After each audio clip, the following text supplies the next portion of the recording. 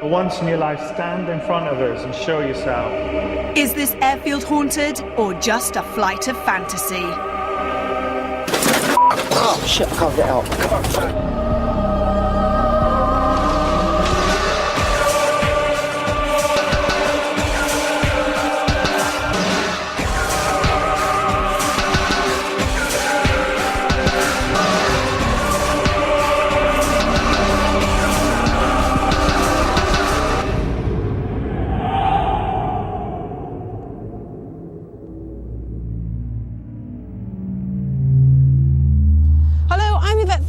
And this week I brought Most Haunted to Sunderland and the very haunted North East Aircraft Museum.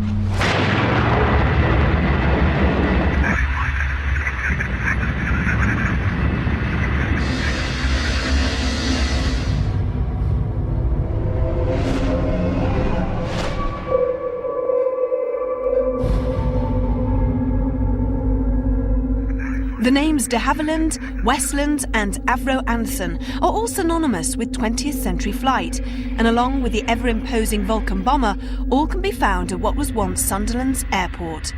That role fell by the wayside in 1984 as developers soon swallowed up neighbouring land. But we're here in the hopes of encountering the military personnel that were based here during 2 world wars. But enemy attacks didn't necessarily lead to every loss of life. So is this airfield haunted by the victims' training disasters, or even the spy who once infiltrated this RAF base?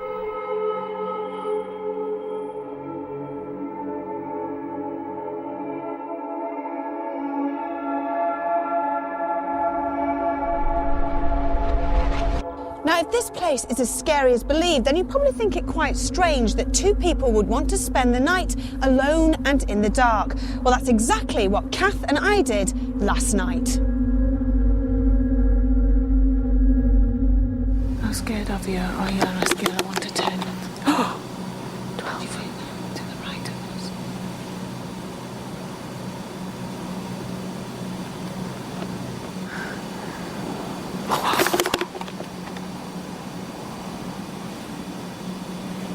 Tell me what you heard. It almost like it was a huge walking, footprint. You know what I mean? Oh God. It's like there's footsteps. Something's around.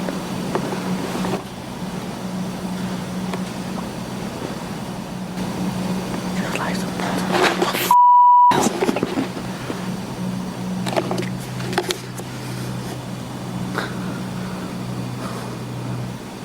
Is anybody here?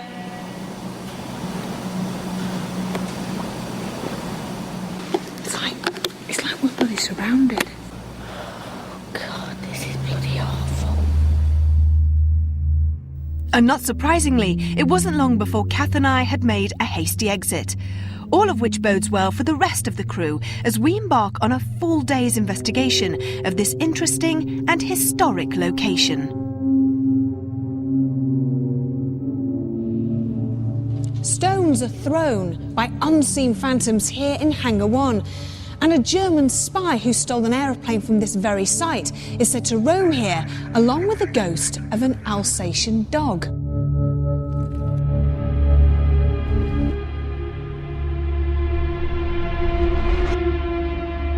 As well as being seen, the ghost of an air sea rescue helicopter pilot apparently doesn't like visitors anywhere near his aircraft. And he's been known to actually push people out of the way.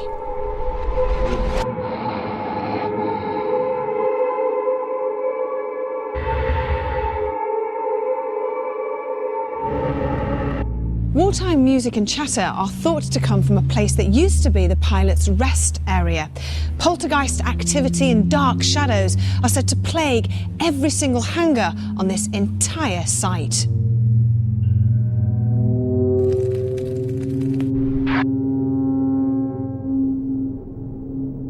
It actually goes back to 1917, the First World War.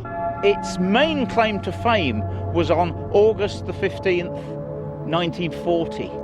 The Battle of Britain was raging, and every plane, every Hurricane from this airfield was in the sky, and they shot down a lot of Heinkel's and Messerschmitt 110s around the coast. There's one incredible story of Sergeant Edward Grenville Shaw. He crashed not far from here, and he was training. They were actually flying at each other in Hurricanes, but unfortunately one of them made a mistake. They clipped wings. Sergeant Shaw crashed into the ground. The figure of a man has been seen standing at the top of the stairs here in the display hall. Could it be the ghost of a young sergeant who's often been seen wandering endlessly around this part of the hangar, searching for his wreckage?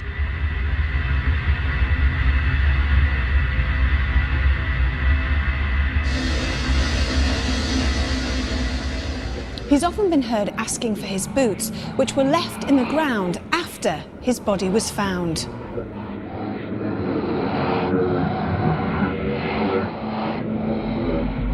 A few years ago, they dug down and found the plane, the engine, all sorts of other rather personal items as well, which are still here, still on show. This is a location where modern-day manufacturing stands side by side with 3 hangars crammed full of memories.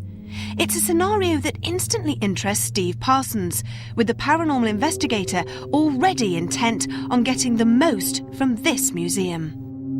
What do you think makes this particular location different from the castles, the manor houses and the pubs that we normally investigate? We've got 3 big hangars that we need to cover. There's a lot of things going on here. In particular, it's the reports from the visitors. One in particular involving a young child who was here, who sat and had a long conversation with a World War I airman.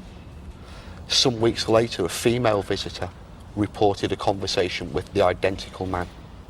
She didn't know anything about the previous sighting. So when you hear stories like that, how does that make you feel? I don't think that there can be an easy, simple explanation. And I think possibly the simplest explanation in that case is it may well be some form of paranormal activity. By day we can see it for what it is, but we're going to be faced with strange noises and strange shapes, shadows, angles. It's going to look like a very alien landscape that we're going to be in. Very frightening. Very frightening. Past experience tells us that aircraft hangars aren't the best places to spend the night. But would Sunderland's Aircraft Museum prove any less hostile? Or are those who perished on the ground and in the air ready to vent their rage on our unsuspecting team? The symbol they're putting in my head is the swastika. I would put money on him being a spy. He's saying it wasn't my fault.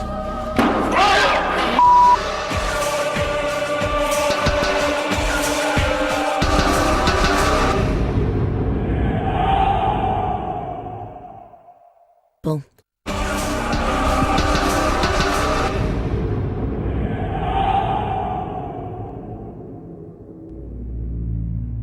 In its former guise as Sunderland Airport, today's location may once have been flooded with thousands of friendly flyers. But we're here to see who allegedly stalks the haunted hangars of the North East Aircraft Museum.